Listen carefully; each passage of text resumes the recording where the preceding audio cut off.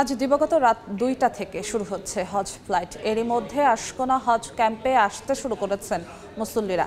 এই মুহূর্তে সেখানে আছেন সহকর্মী মুফতি আব্দুল্লাহ তামিম। সরাসরি যাচ্ছি তার কাছে। তামিম,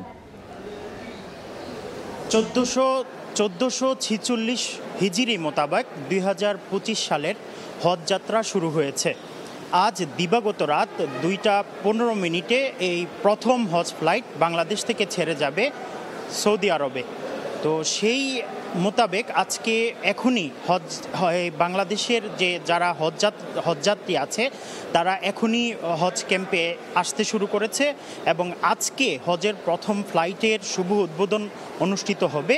শুভ উদ্বোধন করবেন বাংলাদেশের ধর্ম উপদেষ্টা ডক্টর আ.ফ.ম. খালেদ হোসেন।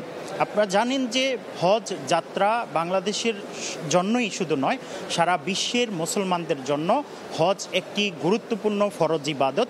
আল হাজ্জুল মাবরুর লাইসা লাহুল জাযা ইল্লাল জান্নাহ। প্রত্যেক মুসলমানেরই স্বপ্ন থাকে তারা বাংলাদেশের থেকেই যেই হজযাত্রীরা সৌদি আরবের উদ্দেশ্যে যাবেন এবং যারা যেতে না পারেন তাদের মনেও একটা সুপ্ত স্বপ্ন থাকে যে তারা একবার হলেও বাইতুল্লায় গিয়ে লাব্বাইক বলবে। তো সেই উপলক্ষে বাংলাদেশ থেকে প্রায় ৮৭,১০০ জন হজযাত্রী এই বছর হজে যাবেন এবং তার মধ্য থেকে বিমান বাংলাদেশ এবং সৌদি এয়ারলাইন্স আর হজ ফ্লাইনান্স বিমানে এই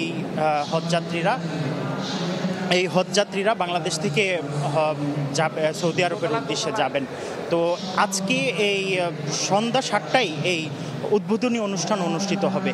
তো এই ছিল আমার কাছে আশকোনা হজ ক্যাম্প থেকে সবশেষ। আশকোনা হজ ক্যাম্প থেকে সরাসরি যুক্ত হয়েছিলেন সহকর্মী মুফতি আব্দুল্লাহ তামিম।